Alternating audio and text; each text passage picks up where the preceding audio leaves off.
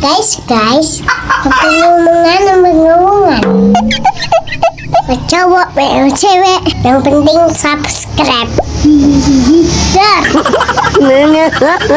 Kalau enggak, ntar digigit cacing.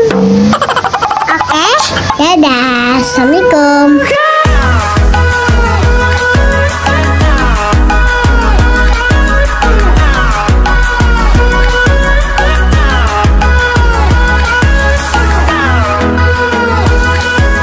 Umar adalah salah satu dari 10 orang yang dijanjikan masuk surga. Dia mengambil alih kekhalifahan Islam setelah kematian Abu Bakar As-Siddiq pada tanggal 23 Agustus 634 Masehi, bertepatan dengan tanggal 22 Jumadil akhir tahun 13 Hijriah. Dalam sudut pandang Sunni, Umar termasuk salah satu pemimpin yang hebat dan suri teladan dalam masalah keislaman. Beberapa hadits menyebutkan dirinya sebagai sahabat Nabi paling utama setelah Abu Bakar. Umar memiliki julukan yang diberikan oleh Nabi Muhammad yaitu Al-Faruq yang berarti orang yang bisa memisahkan antara kebenaran dan kebatilan.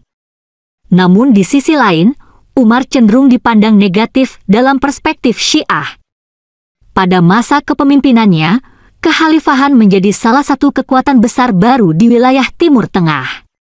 Selain menaklukkan Kekaisaran Sasaniyah yang sudah melemah hanya dalam kurun waktu 2 tahun, 642 sampai 644, Umar berhasil mengambil alih kepemimpinan 2/3 wilayah Kekaisaran Romawi Timur. Perluasan wilayah ini juga diikuti berbagai pembaharuan.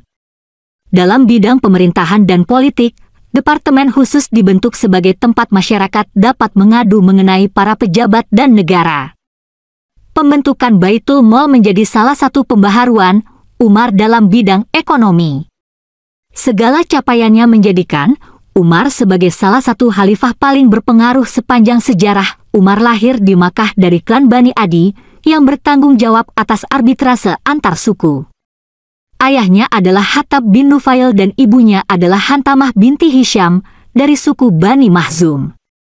Di masa mudanya dia biasa merawat unta ayahnya di dataran dekat Makkah. Ayahnya terkenal karena kecerdasannya di antara sukunya. Umar sendiri berkata, "Ayahku, Al-Hattab, adalah orang yang kejam. Dia biasa membuatku bekerja keras. Jika aku tidak bekerja, dia biasa memukuliku dan dia biasa membuatku kelelahan." Meskipun baca tulis tidak umum di Arabia pra-Islam, Umar belajar membaca dan menulis di masa mudanya. Meskipun bukan seorang penyair, dia mengembangkan kecintaan pada puisi dan sastra. Menurut tradisi kaum Quraisy, saat masih remaja, Umar mempelajari seni bela diri, menunggang kuda, dan gulat. Dia tinggi, kuat secara fisik dan pegulat terkenal. Ia juga seorang orator berbakat yang menggantikan ayahnya sebagai penengah di antara suku-suku. Umar menjadi seorang pedagang dan melakukan beberapa perjalanan ke Romawi, Bizantium dan Persia Sasaniyah, di mana ia dikatakan telah bertemu dengan berbagai sarjana dan menganalisis masyarakat Romawi dan Persia.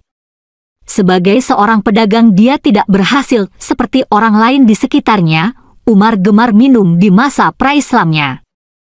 Pada tahun 610 Hijriah, Nabi Muhammad mulai mengkhotbahkan pesan Islam. Namun, seperti banyak orang lain di Mekah, Umar menentang Islam dan bahkan mengancam akan membunuh Nabi Muhammad. Dia memutuskan untuk mempertahankan agama politeistik tradisional Arab. Dia bersikeras dan kejam dalam menentang Nabi Muhammad dan sangat menonjol dalam menganiaya umat Islam. Dia merekomendasikan kematian Nabi Muhammad. Dia sangat percaya pada kesatuan Quraisy dan melihat keyakinan baru Islam sebagai penyebab perpecahan dan perselisihan. Umar masuk Islam pada tahun 616 Hijriah, 1 tahun setelah migrasi ke Abisinia. Kisah ini diceritakan dalam sirah karya Ibnu Ishaq.